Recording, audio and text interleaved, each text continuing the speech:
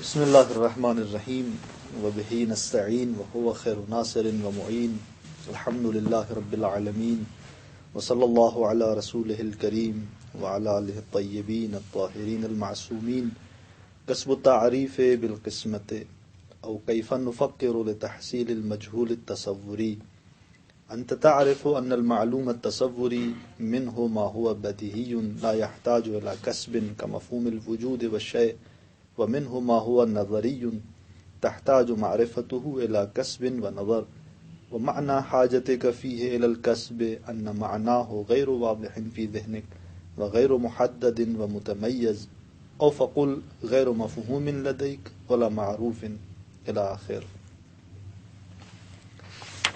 آج کی بحث ہماری قسمت کے باب میں اور بالخصوص اس معرف کے باب میں، کیونکہ قسمت بھی اسی معرف کے ملحقات میں سے تھی، ایک بنیادی اور اساسی بحث ہے کہ جس کا عنوان یہ ہے کہ ہم مجہول تصوری کی تحصیل کے لیے کس طرح فکر کریں. یعنی ایک چیز جو ہمارے نزدیک معلوم نہیں ہے، مجہول ہے معلومات تصوریہ میں سے، اس مجہول تصوری کی تحصیل کس طرح کریں اور اس تحصیل کے لیے فکر کس انداز سے کریں تاکہ وہ مجہول تصوری ہمارے لیے معلوم بن سکے. مقدمے کے عنوان سے آغاز فرماتے ہیں کہ دیکھیں، ہم نے پہلے بھی بیان کیا تھا کہ معلومات تصوریہ دو قسم کے ہیں. بعض ایسے مفاہیم ہیں، ایسے معلومات ہیں کہ جو بدیہی ہیں، اور بعض نظری ہیں. بدیہی ہیں یعنی فکر کی ضرورت نہیں ہے، استدلال اور برہان کی ضرورت نہیں ہے، جن میں سے ایک مفہوم وجود ہے، مفہوم شیء ہے. شیعیت کا مفہوم اور معنی، وجود کا مفہوم اور معنی ایک ایسے مفاہیم ہیں کہ جو تعریف کے محتاج نہیں ہیں، فکر کے محتاج نہیں ہیں. جیسے فلسفے میں تو اس کو اور زیادہ واضح بیان کیا گیا ہے کہ مفہوم وجود کی جنس و فصل نہیں ہے. اصلا وجود ماہیت نہیں رکھتا کہ اس کی تعریف ہو جنس و فصل سے. مفصل بحث ہے فلسفے میں. بہرحال مفاہیم ہیں ہمارے پاس کہ جو تعریف کے محتاج نہیں ہیں. اگر ان کی تعریف کی بھی جاتی ہے تو تعریف لفظی ہوتی ہے، حقیقی نہیں ہوتی. لیکن کچھ معلومات تصوری ہیں کہ جو نظری ہیں، جو محتاج ہیں کسب اور فکر کی طرف. انسان ان کی تحصیل کرے، کسب کرے اور ان کی تحصیل میں فکر انجام دے، استدلال قائم کرے. یعنی متمیز وہ مفاہیم ہمارے ذہن میں نہیں ہیں، تعریف شدہ نہیں ہے ہمارے ذہن میں، لذا انسان محتاج ہوتا ہے کہ ایسے مفاہیم کی تعریف کی جائے. البتہ ہم پہلے بھی بارہا عرض کر چکے ہیں کہ وہ مفہوم جس کی تعریف کی جا رہی ہے یا جس کی تعریف میں انسان محتاج ہے، وہ مطلقہ مجہول نہیں ہے. اگر مطلقہ مجہول ہو تو پھر تعریف ہی ممکن نہیں ہے، محال ہو جاتا ہے. اس لیے کہ انسان جب توجہ ہی نہیں رکھتا، مطلقہ ہر جہت سے وہ مجہول ہے، تو ممکن نہیں ایسے مجہول مطلق کی تعریف کرنا. ہاں، یہ مجہول کہ جس کے بارے میں ہم تعریف کرنا چاہتے ہیں من جہت معلوم ہے. حدیقل انسان متوجہ ہے کہ یہ ایک ایسا مفہوم ہے جو مجھے نہیں آ رہا، اس کی حقیقت مجھے نہیں معلوم. یہ کیسا مفہوم ہے، کیسی ماہیت ہے، بس ایک جہت سے معلوم ہے لیکن بالتفصیل معلوم نہیں ہے، اس کی حقیقت معلوم نہیں ہے، جس کی وجہ سے انسان تعریف کا محتاج ہے. یہ ایک مطلب کہ بس معلومات تصوری مختلف ہیں. بعض معلومات تصوری ہیں کہ جو تعریف کے محتاج ہیں. اور پھر یہ حاصل کیسے ہوں گے، کیسے معلوم ہوگا کہ یہ مجہول تصوری کیا ہے، ذہن کیسے ان کی حقیقت کو معلوم کرے گا. یہ ہم نے بیان کیا حد و رسم کے ذریعے. جب انسان اس کی حد پہچانے گا، اس کی تعریف کرے گا، رسم یا حد تام ہو یا رسم تام ہو یا حد ناقص ہو رسم ناقص ہو، تو اس چیز کی ماہیت واضح ہو جاتی ہے. خوب ایسے مورد میں آپ فرماتے ہیں کہ حد و رسم اتنی آسان چیز نہیں ہے. ان چیزوں کی طرح نہیں ہے جس کو گلی میں رکھا جائے، جو بھی آئے اسی کو حاصل کر لے، اسی کو اٹھا لے. ایسی چیز نہیں ہے. بلکہ ہم نے تو پہلے بھی بارہا عرض کیا تھا کہ اصلا حد مشخص کرنا، یعنی یہ کہ فصل ایک چیز کی پیدا کرنا سخت ہے اصلا، یا تو محال ہے یا اصلا امور صعبہ میں سے ہے، بہت سخت ہے، متعذر ہے انسان.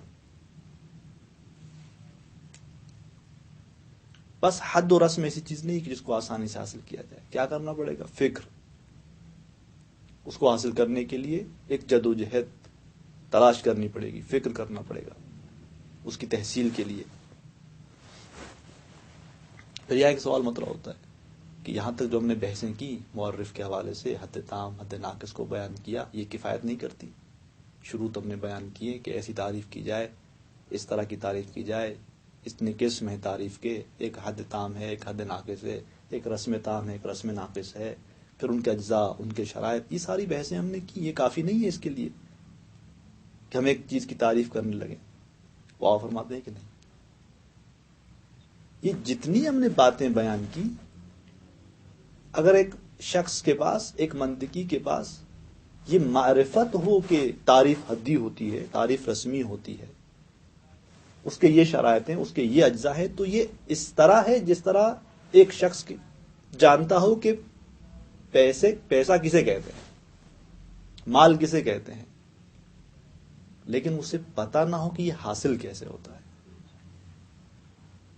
یا ایک اور مثال دیتے آگا کہ مریض کو دوا کا پتا ہے کہ دوا جو اس کو مرض ہے اس کی دوا کیسی ہے، اس دوا کے اجزاء کی معرفت رکھتا ہے، علم رکھتا ہے، لیکن شفا نہیں پائے گا اس علم سے.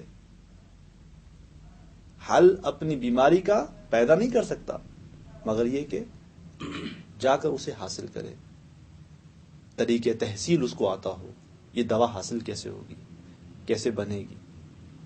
بس لذا یہ فقط معرفت کے حد ہے، رسم ہے، ان کے اجزاء ہیں، شروط ہیں، ہم نے انجام دیا، پڑھا، یہ کفایت نہیں کرتا کہ انسان ایک مجہول تصوری کو حاصل کر سکے.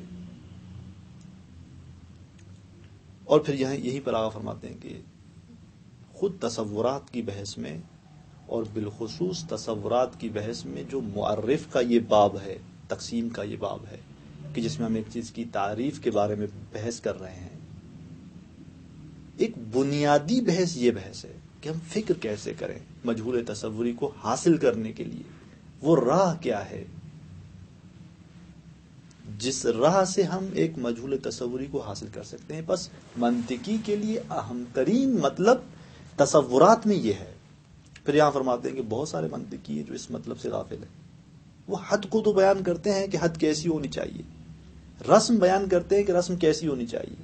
آپ کے لیے یہ مطلب بیان کریں گے کہ مثلا ایک چیز کی جب تعریف کی جائے گی تب جا کر وہ مجہول معلوم میں تبدیل ہوگا، لیکن یہ نہیں بیان کرتے کہ یہ ہوگی کیسے،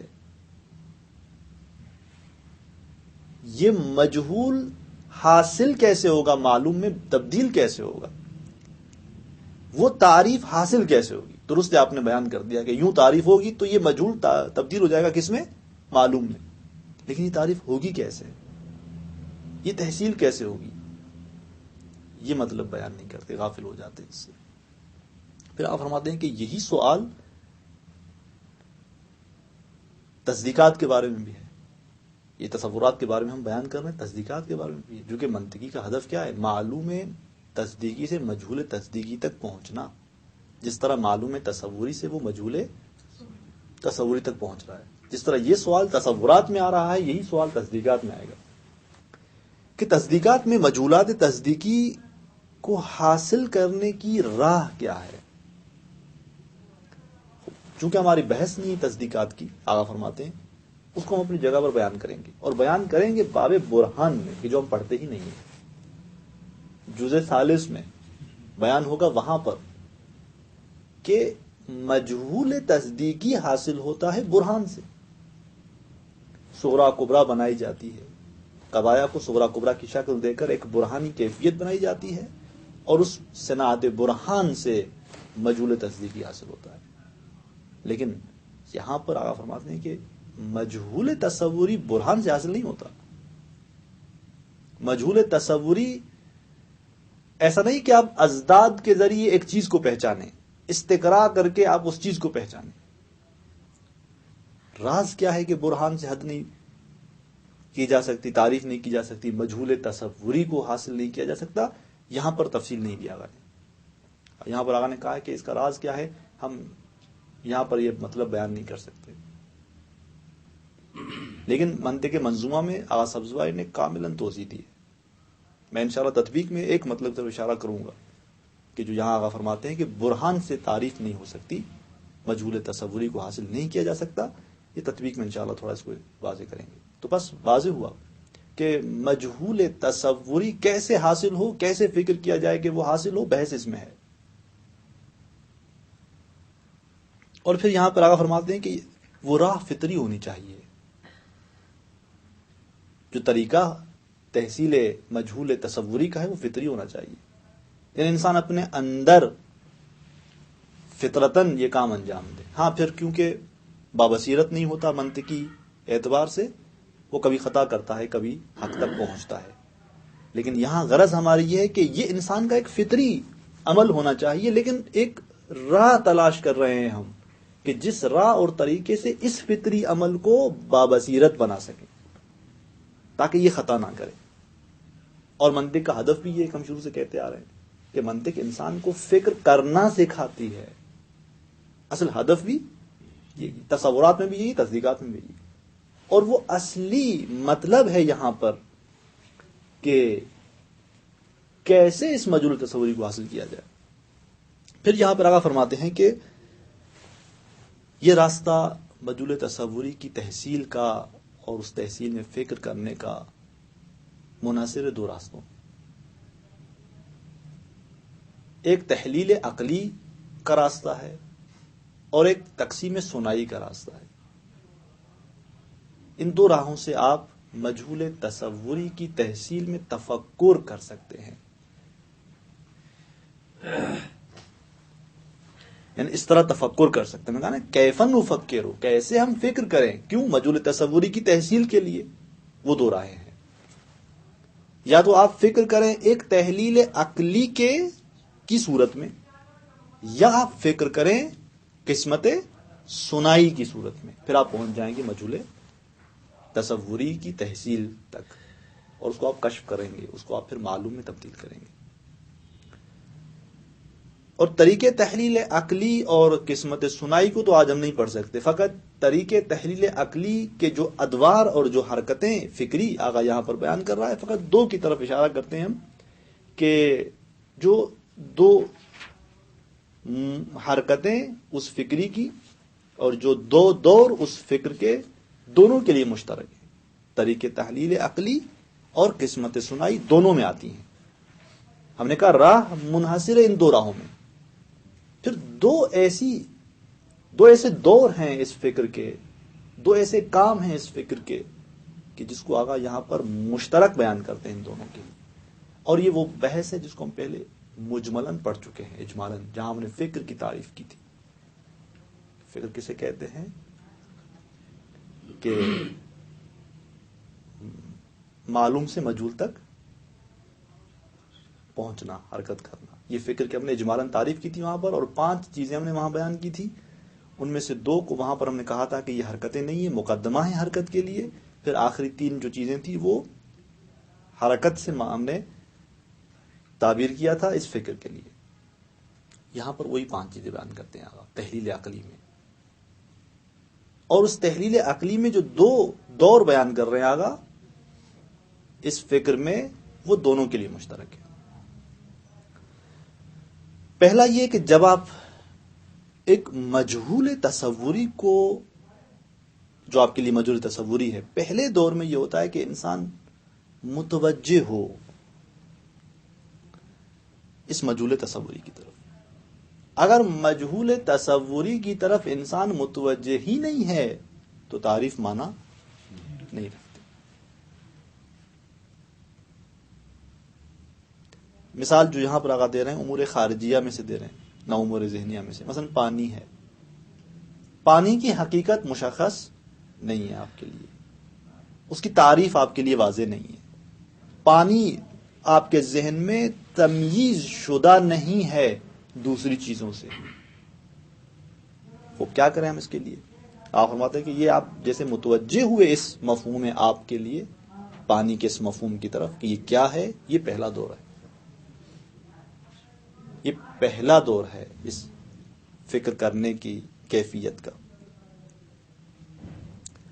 اس کے بعد پھر جو دور ثانی جس کو ہم کہتے ہیں، دوسری جو نوبت ہے، دور یعنی نوبت اس فکر کرنے کی جو دوسرا مرحلہ ہے جسے آپ تعبیر کریں، وہ یہ کہ اس مجہول تصوری کی نوعیت کو پہچاننا۔ نو سے مراد یہاں پر منطقی نو نہیں ہے جنس کے مقابل میں، نوعیت پہچاننا یعنی یہ اشیاء میں سے کس نوعیت کی چیز ہے۔ آیا جنس ہے، نو ہے، یعنی مثلا کس جنس میں داخل ہے اجناس عالیہ میں سے۔ اور جو یہاں پر مشکل ہے اس منطق مظفر میں وہ یہ کہ آقا نے مقولات عشر کو بیان نہیں کیا۔ میں شروع سے مثالوں کی وجہ سے بعض جگہوں پر جو یہ بحث آ رہی ہے میں اشارہ کر رہا ہوتا ہوں کہ 10 مقولے ہیں، فلسفے میں بیان ہوئے ہیں، اساس الاقتباس وغیرہ اور دیگر منطقی کتب میں بیان کی گئی یہ چیزیں کہ 10 مقولے ہیں کہ جب بھی ایک ماہیت مد نظر ہوتی ہے وہ ان 10 میں کسی ایک میں داخل ہوتی ہے، کیوں؟ اس لیے کہ یہ اجناس عالیہ ہیں۔ جوہر ایک جنس عالی ہے اور 9 دوسری جو جنس ہیں وہ عرض ہیں۔ یہ 10 ہمارے پاس اجناس عالیہ ہیں۔ اب ہم جب بحث کر رہے ہیں کہ پہچاننا چاہتے ہیں اس مجہول تصوری کو کہ اس کی نوعیت کیا ہے، تو مطلب یہ کہ ان اجناس عالیہ میں کس جنس میں داخل ہے یہ، یعنی جوہر ہے یا عرض ہے۔ پانی مثلا جامد ہے یا سائل ہے، بہنے والی چیز ہے، پھر یہ ان اجناس عالیہ میں سے کس جنس میں داخل ہے، یہ جوہر ہے یا عرض ہے۔ خوب یہ دوسرا مرحلہ ہے اس فکر کرنے کا۔ خوب اب یہاں پر اس مرحلے میں اگر آپ نے اس چیز کی جن سے قریب معلوم کر لی، پھر آگے بڑھنے کا راستہ ہمارا بہت کم رہ جاتا ہے۔ درست ہے، آپ نے دیکھ لیا کہ انسان کیا ہے نہیں پتا، ماہر انسانی کسے کہتے ہیں۔ جیسے ہی آپ نے اس دوسرے مرحلے میں اس کی نوعیت کو پہچاننا شروع کیا اور آپ نے پہچان لیا کہ یہ حیوان ہے، اب آگے راستہ کم رہ جاتا ہے اس کو جدا کرنے کا۔ پھر ایک راستہ رہتا ہے کہ آپ جا کر اس کی فصل تلاش کریں۔ پھر ہمیں یہ فکر کرنا ہوتا ہے کہ آیا یہ ساحل ہے یا ناطق ہے، یہ کس نوعیت کا حیوان ہے مثلا۔ لیکن اگر آپ اسی مرحلے میں جن سے قریب کو نہیں پہچان پاتے تو پھر راستہ طولانی ہو جاتا ہے۔ مثلا آپ نے دور سے ایک شبح دیکھا، نہیں پتا حیوان ہے غیر حیوان ہے، ایک نباتی چیز ہے، پھر وہ نباتی حیوان ہے، کیا ہے نہیں پتا، اب جنس قریب مشخص نہیں ہے، راستہ طولانی ہو جاتا ہے۔ تو جیسا یہ دوسرا دور ہے، دوسرا مرحلہ ہے۔ یہ دو ایسے مرحلے ہیں کہ جو دونوں میں مشترک ہیں۔ جو ہم نے کہا کہ تحصیل معلوم مجہول تصوری کی تحصیل کے لیے کیسے ہم فکر کریں، اس کے لیے ہم نے کہا 2 راہیں ہیں، تحلیل عقلی اور قسمت سنائی۔ یہ 2 دور ایسے ہیں کہ جو دونوں کے لیے مشترک ہیں۔ پھر اس کے بعد جو 3 اور دور شروع ہوتے ہیں جن کو مصنف 3 حرکتوں سے تعبیر کرتے ہیں کہ یہ فکر کی 3 حرکتیں ہیں۔ ان میں ایک حرکت ذاہبہ، ایک دائریہ اور ایک راجعہ۔ یہ تینوں ہم پہلے اجمالاً پڑھ چکے ہیں، یہاں مفصل پڑھیں گے۔ ذاہبہ کیا ہے؟ جیسے ہم نے نوع مشکل پہچانی، اب ہم ذاہبہ چلے جائیں گے اپنے معلومات کی طرف۔ ذاہب ہوگا انسان اپنے معلومات کی طرف۔ معلومات میں پھر جب آپ چلے گئے تو دوسری حرکت دائریہ، ان معلومات میں تفحص اور گھومنا ہے۔ یہ مہم مسئلہ ہے۔ یہ حرکت دوم جو ہے، دوسری حرکت، یہ بہت مہم ہے، اس کی تفصیل آئے گی انشاءاللہ۔ سب سے سخت اور مہم کام یہاں پر ہے کہ ایک مناسب معلومات تلاش کرنے ہیں جن سے آپ نتیجہ لے سکیں، جن سے آپ مجہول تک پھر واپس چلے جائیں، جو آخر میں ہے کہ راجعہ، ان متناسب اور مناسب معلومات کو ڈھونڈ کر تعلیف کر کے وہاں سے جانا ہے کہاں، پلٹ کے آنا ہے۔ راجعہ پلٹنا ہے دوبارہ اسی مجہول کی طرف، جس کی تفصیل ہم بعد میں پڑھیں گے۔ فقط یہ دو آج کے مرحلے کے جو مشترک ہیں یہاں تک ہم تطبیق کرتے ہیں. دیکھیں کسب و تعریف بالقسمت، فرماتے ہیں کہ تعریف حاصل کرنا تقسیم کے ذریعے، یا آپ اس کو دوسرے انداز سے یوں کہیں او کیف نفکر لتحصیل المجہول التصوری، یا یوں کہیں کہ کیسے ہم فکر کریں مجہول تصوری کی تحصیل کے لیے. انت تعرف ان المعلوم التصوری منہ ما هو بدیہی، آپ جانتے ہیں کہ معلوم تصوری منہ ما، انہی میں سے کچھ ایسے ہیں کہ جو بدیہی ہیں، محتاج نہیں ہیں کسب کے، تلاش کے، فکر کے، کوشش کے، تحصیل کے. یہ کسب کی معنی ہے، تحصیل کرنا، کسب کرنا، تلاش کرنا، فکر کرنا، ان کے محتاج نہیں ہیں. کا مفہوم الوجود وشے، جیسے کہ وجود کی معنی ہے، شے کی معنی ہے. ایک بچے کو بھی معلوم ہے کہ وجود یعنی ثبوت یعنی ہونا. اس کی اچھی مثال دیتے ہیں آغا فلسفے میں. وجود یعنی اصلی واقعیت، ایک چیز کا وجود، تحقق، ثبوت. بچہ بھی جب ماں کے پستان کی طرف جاتا ہے، ماں کے سینے کی طرف جاتا ہے، تو اسے معلوم ہوتا ہے ایک چیز ہے، وہاں پر دودھ ہے. تو یہ مفہوم وجود، شے کا مفہوم اتنا واضح ہے، بدیہی مفہوم ہے. اس سے اوپر مفہوم نہیں ہے جس سے آپ آ کر اس کی تحلیل کریں، اس کو آپ اس کی تعریف کریں. اصل یہ ایک بسیط مفہوم ہے جس کی توضیح انشاءاللہ فلسفے میں آپ پڑھیں گے. بس ہیں مفاہیم ہمارے پاس کہ جو کسب کے محتاج نہیں ہے. وَمِنْهُ مَا هُوَ نَظَرِيٌّ، انہی میں سے بعض ہیں کہ جو نظری ہیں.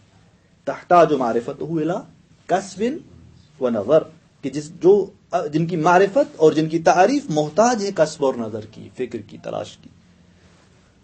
وَمَعْنَى حَاجَتِكَ فِيهِ، یہ جو ہم نے کہا کہ یہ بعض مفہوم نظری ہیں اور اس میں معرفت محتاج ہے، انسان محتاج ہے فکر کا. یہ آپ کا محتاج ہونا فی ہے اس طرح کے مفاہیم میں، اس احتیاط کی معنی کیا ہے؟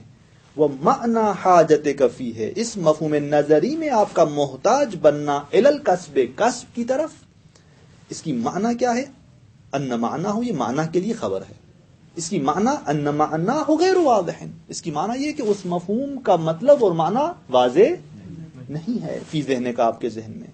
وغیر محدد، معین نہیں ہے.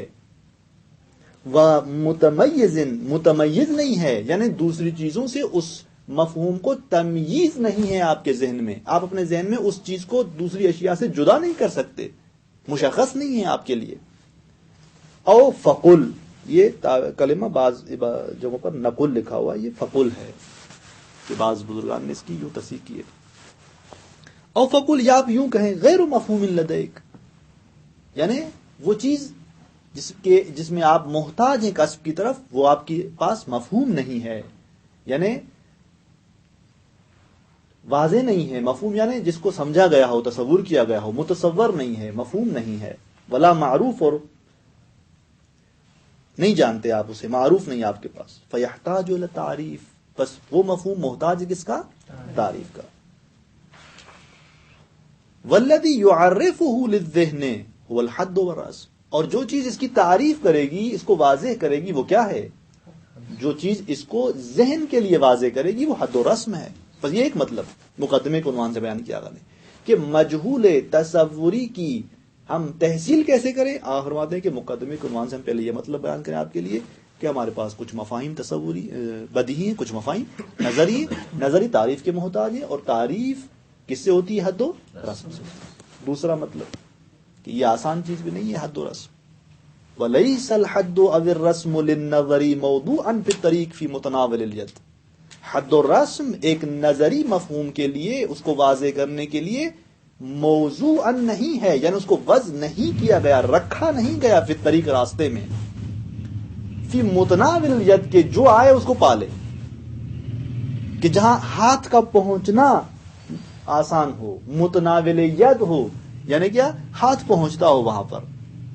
یہ ایسا ہے جیسے آپ راستے میں ایک چیز رکھیں، جو آئے وہ وہاں سے اٹھا سکتا ہو. حد و رسم ایسی چیز نہیں ہے جس کو رکھا گیا ہو راستے میں کہیں ایسی جگہ کہ متناول ید ہو، جو آئے اس کو اٹھا لے. ایسی آسان چیز نہیں ہے. وَإِلَّا، اگر ایسا ہوتا، فَمَا فَرَزْتَهُ نَظَرِيًا مَجْهُولًا لَمْ يَكُنْ كَذَلِكَ، اگر ایسا ہوتا تو پھر جس کو آپ نظری کہہ رہے ہیں اور نظریے مجہول فرض کر رہے ہیں لم یکن کذالک، وہ اصل مجہول نہ ہوتا، کیونکہ ادنا تفکر سے آپ کے لیے حاصل ہو جاتا، تھوڑی ہی تلاش سے آپ کے لیے حاصل ہو جاتا، اس کی ماہیت آپ کے لیے واضح ہو جاتی. کیوں؟ اس لیے کہ حد و رسم ہر جگہ موجود ہے، ہر جگہ انسان اس کو پا سکتا ہے. حد و رسم اس طرح ہے. اللہ کا مطلب یہ ہے اگر حد و رسم اس طرح آسان ہوتی تو پھر کوئی بھی چیز جو آپ کے لیے مجہول آپ نے فرض کی ہے وہ مجہول نہیں ہوتی، بلکہ بدیہی معروفاً، بلکہ وہ بدیہی معروف ہوتی. پس فالنظری عندك في الحقیقت ليس هو الا الذي تجهل حده او رسمه. واضح ہوا کہ نظری جو آپ کے پاس چیز نظری ہے، فکر کی محتاج ہے، حقیقت میں نہیں ہے وہ مگر ایک ایسی چیز ہے کہ جس کی حد آپ نہیں جانتے، جس کی رسم آپ نہیں جانتے. پس اذن نتیجہ المهم في الامر ان نعرف الطریقہ التي نحصل بها الحد والرسم.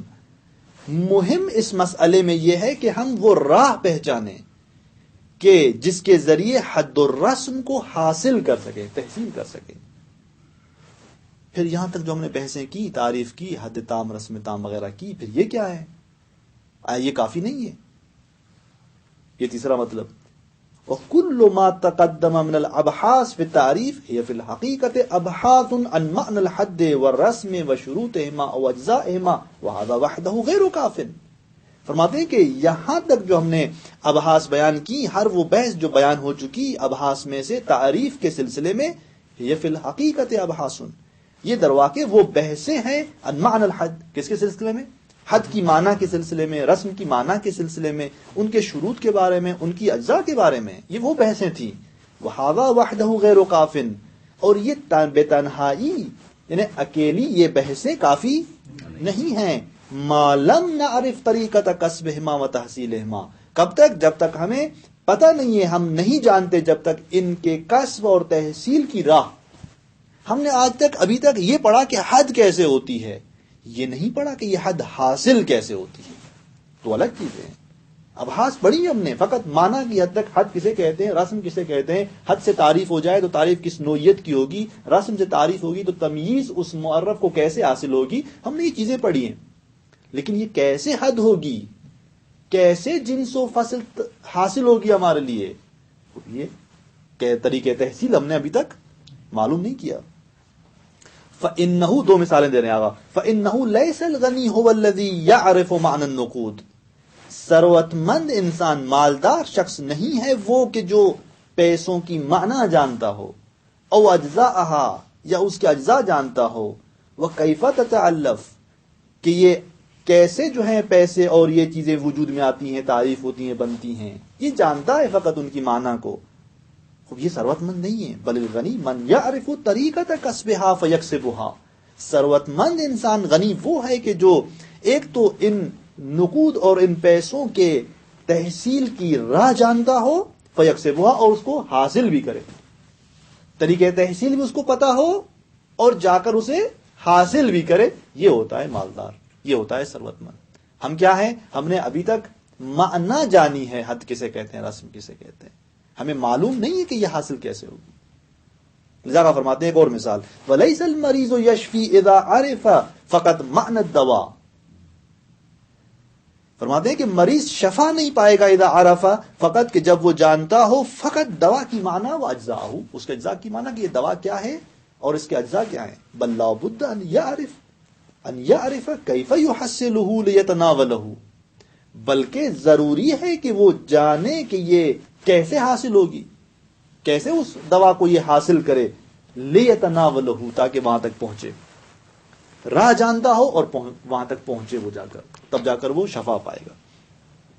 وَقَدْ أَغْفَلَ كَثِيرٌ مِنَ الْمُنْتِقِيِّينَ هَذِهِ النَّاحِيَةَ، بہت سارے منطقیوں نے اس مطلب کو، اس جنبے کو، اس پہلو کو، اس بحث کی غافل ہو چکے ہیں. بہت سارے منطقی غافل ہوئے ہیں هذه الناحیہ، اس ناحیت سے، اس پہلو سے.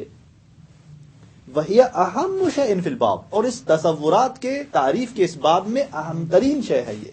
بل ہی الاساس، بلکہ یہی کیا ہے، اساس ہے اس تصورات میں، تعریف میں. وہی معنی تفکیر الذی بہ نتوصل الی المجہولات، یہی وہ تفکیر کی معنی ہے کہ جس کے ذریعے ہم پہنچتے ہیں مجہولات تک. وہ مہمتنا فی المنطق، اور سب سے اہم اور مہم چیز جو ہمارے لیے منطق میں ہے وہ کیا ہے؟ ان نعرف کیف نفکر لنکسب العلوم تصوریۃ و تصدیقیہ، کیسے ہم یہ جانیں کہ کیسے ہم فکر کریں تاکہ ہم حاصل کریں علوم تصوری کو اور علوم تصدیقی کو. وسیأتی ان طریقۃ التفکیر لتحصیل العلم تصدیقی هو الاستدلال والبرہان، اور یہی سوال تصدیقات کے لیے بھی مطرح ہے کہ ہم کیسے وہاں پر فکر کریں کہ ہمیں ایک معلوم مجہول تصدیقی معلوم میں تبدیل ہو، تحصیل ہو. فرماتے ہیں آگا کہ بیان ہوگا انشاءاللہ کہ طریقے تفکیر علم تصدیقی کے حصول کا استدلال والبرہان ہے. اما تحصیل العلم تصوری فقد اشتہر عند المناطق، لیکن علم تصوری کی تحصیل کا راستہ کیا ہے، طریقہ کیا ہے؟ فرماتے ہیں کہ منطقیوں کے ہاں یہ بات مشہور ہے کہ ان الحد لا یکتسب بالبرہان، تعریف برہان سے حاصل نہیں ہوگی. خب علم تصدیقی کی تحصیل استدلال اور برہان سے حاصل ہوگی. علم تصدیقی کی راہ جو ہے تحصیل کی وہ برہان ہے، لیکن علم تصوری کی تحصیل کی راہ کیا ہے؟ برہان نہیں ہے. یہ معروف جملہ کہ ان الحد لا یکتسب بالبرہان. وقدر رسم، اس طرح رسم، والحق معہم، حق بھی فرماتے کہ انہی کے ساتھ ہے. کیوں؟ لأن البرہان مخصوص لاکتساب تصدیق، برہان مخصوص ہے تصدیق کے تحصیل کے لیے. ولم یحن الوقت بعد لأبین للطالب سر ذلك، لم یحن، حان یحین سے لم یحن یعنی نہیں ہوا وقت، بعد یعنی ابھی، تاکہ میں بیان کروں ایک طالب علم کے لیے سر ذلك، اس کے راز کو، سبب کو. کس چیز کے سبب کو؟ کہ کیوں برہان سے تعریف حاصل نہیں ہوگی، اور وہ برہان مخصوص ہے ایک تصدیقی تحصیل، مجہول تصدیقی کی تحصیل کے لیے. اس کی وجہ یہاں آگے نے بیان نہیں کی. میں نے جیسے کہا کہ توضیحات میں بھی کہ میں اشارہ کروں گا ایک مجمل. دیکھیں تسلسل لازم آتا ہے، دور بھی لازم آتا ہے، نتیجہ غلط ہوگا. بہت سارے اور محظورات ہیں جو اس پر ہیں کہ کیوں تعریف کو برہان سے حاصل نہیں کیا جا سکتا. اس کی تفصیل منظومہ میں آپ دیکھ سکتے ہیں وہاں پر، اور ان سبزواری نے اس کو بیان کیا ہے مفصل، کیوں برہان سے تعریف نہیں حاصل کی جا سکتی. میں ایک مختصر، چونکہ یہ بحث قضایا سے مربوط ہے اور برہان سے مربوط ہے، لذا اس کا سمجھنا سخت ہے. فقط میں اشارہ کرتا ہوں. برہان اسے کہتے ہیں جہاں ہم صغرا کبرا بناتے ہیں. اس کی آسان سی مثال مجھے معلوم کرنا ہے کہ ایک مجہول تصدیقی کہ آیا یہ عالم حادث ہے، حادث نہیں، یہ ایک مجہول تصدیقی ہے میرے لیے. خب اس مجہول تصدیقی کو بیان کرنے کے لیے میں کیا کرتا ہوں؟ برہان قائم کرتا ہوں. العالم متغیر، عالم کیا ہے؟ وکل متغیر حادث فالعالم، میں نے تو یہ لیتا ہوں. کیسے میں نے عالم کے حدوث کو ثابت کیا؟ حد وسط سے. حد وسط کا ایک اہم کردار ہے اس میں. تغیر حد وسط تھی جو وہاں پر صغرا میں حد وسط اصغر کے لیے ثابت تھی، اور یہ واسطہ بنی پھر اکبر کو ثابت کرے کس کے لیے؟ اصغر کے لیے. یعنی حدوث کو ثابت کرے کس کے لیے؟ عالم کے لیے. وہ اب آپ تعریف کریں برہان سے. مثلا ہم انسان کی تعریف کرتے ہیں، حیوان ناطق سے کرنا چاہتے ہیں کہ یہ تعریف درست ہے یا درست نہیں ہے، ماہر ہے انسانی کیا ہے، برہان قائم کرتے ہیں. الانسان شیء فلانی. کیوں کہہ رہے ہیں ہم شیء فلانی؟ اس لیے کہ اصلا حد پیدا نہیں ہو سکتی ہم بیان کریں. فعلاً آپ صورت دیکھیں اس برہان کی. الانسان شیء فلانی وکل شیء فلانی حیوان ناطق، بس الانسان حیوان ناطق. سوال یہ ہے کہ یہ حیوان ناطق انسان کے لیے تب ذاتی بنے گا جب حد وسط ہو. جب حد یعنی صغرا میں وہ شیء فلانی ایک ایسی چیز ہو جو پہلے وہ انسان کے لیے ثابت ہو. پہلے صغرا میں موجود شیء فلانی انسان کے لیے کیا ہو؟ ثابت ہو. پھر جا کر یہ شیء فلانی حیوانیت ناطقیت کو ثابت کرے گی کس کے لیے؟ انسان کے لیے. جس طرح تغیر عالم کے لیے ثابت تھا، اس تغیر نے حدوث کو ثابت کیا کس کے لیے؟ عالم کے لیے. خب یہاں پر سوال ہے وہ شیء فلانی کیا ہے؟ اب شیء فلانی کو ثابت کرنے کے لیے انسان کے لیے ہمیں ایک اور برہان تشکیل کر دینا پڑے گا. درست ہے؟ ایک اور برہان تشکیل دینا پڑے گا. جب ایک اور برہان تشکیل دیا جائے گا تو ایک اور حد وسط ہونی چاہیے. پھر ہم وہاں پر بھی یہ کہیں گے الانسان شیء فلانی وکل شیء فلانی فہو شیء فلانی. یہ فہو شیء فلانی یعنی یہ حد وسط تھی اس برہان کی، چونکہ مشخص نہیں تھی. ہم اس لیے اس کو فقط اشارہ کر رہے ہیں شے کے ذریعے. یوں ایک سلسلے بی نہایت اس دوسرے برہان میں دوبارہ آپ آتے وسط بیان کریں گے اس انسان کے لیے, وہ پہلے اس کو ثابت کریں گے کہ وہ انسان کے لیے ہے. یوں ایک سلسلہ تسلسل بی نہایت لازم آئے گا, جس کی تفصیل آپ جا کر بعد میں منطق کی بڑی کتابوں میں جا کر دیکھ سکتے ہیں. کہ لذا پس یہ جو جملہ معروف ہے کہ لا یکتسب بالبرہان, حد کسب نہیں کی جا سکتی برہان سے, اس کی وجہ یہ ہے تسلسل, دور اور بہت سارے اور محظورات اور اشکالات ہیں کہ جو اس پر مترتب ہوتے ہیں. تو بس یہ واضح ہے کہ مجہول تصدیقی کی راہ برہان ہے, لیکن مجہول تصوری کی راہ برہان نہیں ہے. بس کیا کریں ہم یہاں پر, کون سی راہ ہے اس مجہول تصوری کو حاصل کرنے کے لیے؟ وَإِذَا لَمْ يَكُنِ الْبُرْهَانُ هِيَ الطَّرِيقَہ, جب برہان طریقہ نہیں ہے اس مجہول تصوری کی تحصیل کا, استقراء طریقہ نہیں ہے, ازداد اور ضد سے وہ چیز پہچانی نہیں جا سکتی. کیونکہ بعض نے کہا ہے نا کہ ایک چیز کو اس کی ضد سے پہچانے, ایک چیز کو استقراء سے پہچانے. یہ مفصل منطق کتابوں میں اس کو رد کیا گیا ہے کہ نہیں, ایک تعریف استقراء سے نہیں ہو سکتی, ایک تعریف ازداد کو پہچاننے سے نہیں ہو سکتی, ایک چیز کی تعریف خود برہان سے نہیں ہو سکتی. جب نہیں ہو سکتی فما ہے طریقۃ تفکیرنا لتحصیل الحدود والرسوم, پھر کیا ہے وہ ہماری فکر کا راستہ اور طریقہ حدود اور رسوم کی تحصیل کے لیے. وطبعا لابد ان تكون هذه الطريقة طريقة فطرية, فرماتے ہیں کہ ضروری ہے کہ یہ راستہ اور طریقہ ایک فطری طریقہ ہو. یصنعها كل انسان في دخیلة نفسه, کہ جس فطری طریقے کو انسان انجام دیتا ہو, بناتا ہو, یعنی جس راستے کو وہ تشکیل دیتا ہو اپنے اندر. یخطئ فيها او یصیب, خطا کرتا ہے اسی میں یا پھر وہ اس میں حق تک پہنچتا ہے, درست جاتا ہے. یعنی ایک فطری طریقہ ہے, ایک امر فطری ہو, ضروری ہے کہ انسان اپنے اندر اس فطری راستے کو اپنا کر مجہول تصوری کو حاصل کرے. ہاں پھر اس فطری طریقے میں چونکہ بصیرت نہیں ہے ساتھ میں, کبھی خطا ہے کبھی. یہاں کیا مقصود ہے؟ ولیکن نحتاج, درست ایک فطری طریقہ ہے, لیکن نحتاج الی الدلالۃ علیہا, لیکن ہم محتاج ہیں کسی چیز کی طرف جو اس پر رہنمائی کرے, جو اس پر دلالت کرے, اس پر ہدایت کرے. لنکون علی بصیرۃ فی صناعتہا, تاکہ ہم اس فطرت طریقے فطری کی صناعت میں, اس طریقے فطری کے اوپر چلنے میں بصیرت پر بن جائیں. یعنی کیا؟ یعنی پھر یختی او یصیب نہ ہو, فقط یصیب ہو. پھر ہم خطا نہ کریں, ہم اسی فطری طریقے کو اپنا کر ہم واقعی مطلوب تک پہنچیں, ہم اس مجہول تصوری کو حاصل کریں.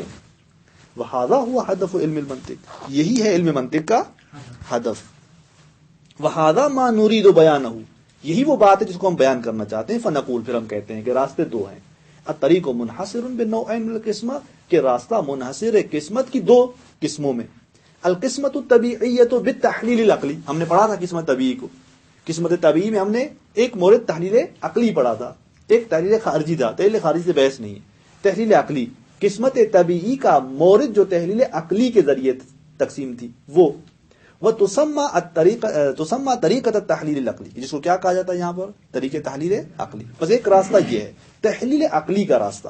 والقسمت المنطقیۃ ثنائیہ, اور دوسری نوع اس تقسیم کی کیا ہے؟ تقسیم منطقی ثنائی. بس دو قسم ہیں تقسیم کے جو یہاں پر دو راہ بن رہی ہیں فکر کے حصول, فکر کے کیفیت کے لیے. ایک طریقے تحلیل عقلی ہے اور ایک تقسیم منطقی ثنائی ہے. وَنَحْنُ أَشَرْنَا فِي غُضُونِ كَلَامِنَا, غضون یعنی اسنا, درمیان. وَنَحْنُ أَشَرْنَا فِي غُضُونِ كَلَامِنَا, ہم نے اپنے کلام کے اسنا میں اشارہ کیا تھا. کون سا کلام؟ فی التعریف والقسمہ, جو ہم نے اپنا کلام تعریف اور قسمت میں بیان کیا تھا, جو ہم نے گفتگو تعریف اور قسمت کی تھی, اسی کے اسنا میں ہم نے اشارہ کیا تھا الی ذالک, اس بات کی طرف, تحلیل عقلی کی طرف اور قسمت منطقی ثنائی کی طرف, کہ ہم نے وہاں پر کچھ بیان کیا تھا کہ آپ اس قسمت منطقی ثنائی کے ذریعے تحصیل کر سکتے ہیں حدود اور رسوم کو. وقت جاء وقت بیان ہی فنقول, اب فرماتے ہیں اس کے بیان کا وقت آ چکا ہے اور ہم یہاں کہیں گے. فقط دو دور یہاں ہم تطبیق کرتے ہیں, باقی انشاءاللہ کل ادامہ دیں گے. طریقۃ التحلیل العقلی, تحلیل عقلی کی جو راہ ہے, طریقہ ہے, وہ کیا ہے؟ اذا توجہت نفسک نحو المجہول تصوری، جب آپ توجہ کرتے ہیں، متوجہ، آپ کا نفس متوجہ ہوتا ہے، ذہن متوجہ ہوتا ہے مجہول تصوری کی طرف، المشکل، جس کو ہم نے مشکل سے تعبیر کیا ہے، پہلے بھی ہم نے اس کو مشکل سے تعبیر کیا تھا، مشکل یعنی مجہول تصوری، وَلِنَفْرِضَهُ الماء، اور ہم اس کو فرض کرتے ہیں مثال میں ماں، مثلا پانی کو فرض کرتے ہیں مثال کے عنوان سے. خوب، جب آپ کا نفس اور ذہن اس مجہول تصوری کی طرف متوجہ ہوتا ہے، عندما یکون مجہولا لدیک، ہم اس پانی کو مثال کے عنوان سے فرض کرتے ہیں کب؟ جب یہ آپ کے لیے کیا ہو؟ مجہول ہو، مشخص نہ ہو. وہذا هو الدور الاول، یہ کیا ہے؟ دور اول ہے، یہ پہلا مرحلہ ہے اس کیفیت کا تفکیر کی.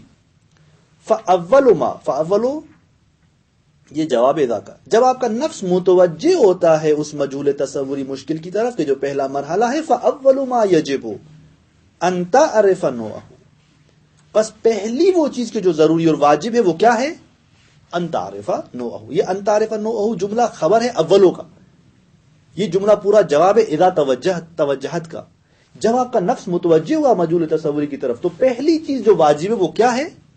ان تعرف نوعہ، آپ پہچانے اس کی نوعیت کو. نو سے مراد یہاں جنس و نو منطقی نہیں ہے، نو سے مراد یہ کہ آپ اس کی اشیاء میں سے وہ کون سی چیز ہے، اس نوعیت کو پہچانے. خود آگا واضح کر رہے ہیں، اے تعرفو، یعنی آپ پہچانے کہ انہ داخل فی ای جنس من الاجناس العالیہ، وہ اجناس عالیہ میں سے کس جنس میں داخل ہے. جیسے میں نے اشارہ کیا کہ اجناس عالیہ وہ 10 مقولے ہیں، جوہر اور عرض، کہ جوہر اور عرض خود 9 عرض ہیں. ایک جوہر اور 9 عرض یہ آپس میں مل کے 10 مقولے کہلاتے ہیں، اور یہ 10 کی 10 اجناس عالیہ ہیں. کہ آیا یہ جو پانی جو ہمارے لیے مجہول ہے یہ کس نوعیت کی چیز ہے، یعنی ان اجناس عالیہ میں کس جنس میں داخل ہے، جوہر ہے یا عرض ہے. او ما دونہا، یا ان اجناس عالیہ میں جو نیچے اجناس ہیں جو ان کے اندر مندرج ہیں ان میں سے کس جنس میں داخل ہیں. کأن تعرف ان الماء مثلا من السوائل، گویا آپ مثلا یوں پہچانتے ہیں کہ پانی سوائل میں سے ہے، یعنی ایک ایسی چیز ہے کہ جو بہنے والی ہے، بہنے والی چیزوں میں سے ایک چیز ہے، سائل ہے، ایک مادہ سائل ہے. وہذا هو الدور الثانی، یہ کون سا مرحلہ ہے؟ یہ دوسرا مرحلہ ہے. بس مجہول کی طرف متوجہ ہونا ایک مرحلہ، نوعیت کو پہچاننا دوسرا مرحلہ.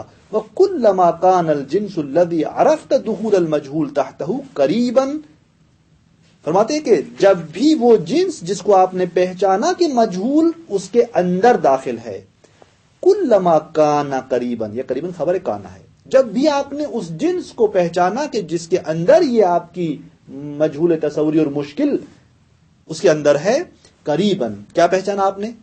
کلما کان الجنس قریبا، جب بھی وہ جنس جس کو آپ نے پہچانا ہے وہ کیا ہوئی؟ اگر جن سے قریب ہوئی، کان طریق اکثر لمعرفت الحد اب الرسم، پھر راستہ کم پڑ جاتا ہے، راستہ چھوٹا ہو جاتا ہے حد اور رسم کی معرفت کا. اب راستہ طولانی نہیں ہے کیونکہ آپ نے جن سے قریب پہچان لیے، آپ نے پہچان لیا کہ مثلا یہ انسان کیا ہے، حیوان ہے. اب راستہ تھوڑا سا رہتا ہے کہ آپ اس کی فصل پہچانیں، چاہے یہ حیوان ناطق حیوان ہے یا ساحل ہے. لیکن اگر آپ نے جیسے میں نے توضیحات میں کہا کہ نہیں، جن سے قریب نہیں پہچانی آپ نے، دور سے ایک شبح دیکھا، پتہ نہیں حیوان ہے یا حیوان نہیں ہے، یہاں پر پھر راستہ طولانی ہو جاتا ہے. وسيتضح انشاءاللہ، اور یہ قریب یہ بات واضح ہوگی. وَإِذَا اجتزت الدور الثانی، جب آپ نے تجاوز کیا دور ثانی کو، الذي لا بد منه لكل من اراد التفکیر، کہ جو دور ثانی ضروری ہے ہر اس شخص کے لیے جو تفکیر کا ارادہ رکھتا ہے، بے ایت طریقت کانت، یہاں سے معلوم ہو رہا ہے کہ یہ دو دور فقط تحلیل عقلی سے مخصوص نہیں ہے. کہا کہ بے ایت طریقت کانت، یعنی وہ فکر کرنا چاہتا ہے کسی بھی طریقے سے، چاہے وہ تحلیل عقلی سے فکر کرنا چاہ رہا ہو، چاہے وہ قسمت ثنائیہ سے فکر کرنا چاہ رہا ہو. چونکہ ہم نے کہا نا کہ تفکیر کے 2 راستے ہیں، 2 طریقے ہیں، یا تفکیر کریں گے آپ قسمت ثنائیہ سے، یا فکر کریں گے تحلیل عقلی سے. لذا آقا فرماتے ہیں کہ ہر وہ شخص جو فکر کرنا چاہتا ہے، بے ایت طریقت کانت، کسی بھی طریقے سے ہو، اس کے لیے یہ دور ضروری ہے. بس یہ 2 دور ایسے ہیں کہ جو دونوں راہوں میں ضروری ہیں، مشترک ہیں. انتقلتا، یعنی اذا اجتزت انتقلتا، جب آپ تجاوز کرتے ہیں دور ثانی کو، پھر آپ منتقل ہوتے ہیں کہاں؟ الی الطریقۃ التی تختارها للتفکیر، اس راستے کی طرف کہ جس کو آپ تفکیر کے لیے اختیار کرتے ہیں. یعنی کیا ابھی ہم نے یہاں تک راستہ جو وہ دو راہیں ہیں تفکیر کی ان میں سے کسی ایک کو اختیار نہیں کیا تھا. اب ہم دو مشترک چیزیں جو ان دونوں میں مشترک ہیں وہ مرحلے طے کر رہے تھے. جیسے یہ دو مرحلے کراس ہوئے اب آپ منتقل ہوں گے کسی ایک مخصوص راہ کی طرف. یا آپ تحلیل عقلی کو اختیار کریں یا آپ قسمت سنائی کو اختیار کریں. ولا بد ان تتمثل فيها الادوار الثلاثه، پھر ضروری ہے کہ اس طریقے میں جو آپ اختیار کرنا چاہتے ہیں اسی طریقے میں، چاہے تحلیل عقلی ہو چاہے قسمت سنائیہ ہو، اسی طریقے میں متمثل ہوں.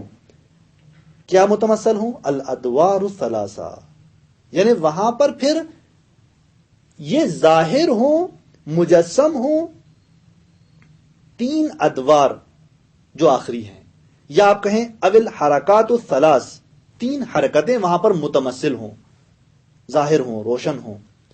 التی ذکرناها للفکر، وہ تین حرکتیں کہ جن کو ہم نے پہلے فکر کی تعریف میں بیان کیا تھا. وہ کیا ہیں؟ الذاہبۃ والدائریۃ والراجعہ. ذاہبہ کیا ہے؟ یعنی مشکل کی طرف متوجہ ہو کر اس کی نوعیت کو پہچاننے کے بعد جانا معلومات کی طرف. راجعیہ دائریہ کیا ہے؟ ان معلومات میں تفحص کرنا، گھومنا، معلومات مناسب کو حاصل کرنا. اور پھر راجعہ، وہاں سے پلٹنا واپس اپنی مشکل اور مجہول تصوری کی طرف اور اس کو معلوم میں تبدیل کرنا. تو یہ دو مرحلے ہیں. ان دو مرحلوں کے بعد آپ کو اس طریقے کو اختیار کرنا پڑے گا جو آپ چاہتے ہیں تفکیر کے لیے، اور پھر اس طریقے میں آپ نے یہ تین دور انجام دینے پڑیں گے، آپ کو یہ تین حرکتیں آپ کو طے کرنی پڑیں گی. صلی اللہ علیہ وسلم.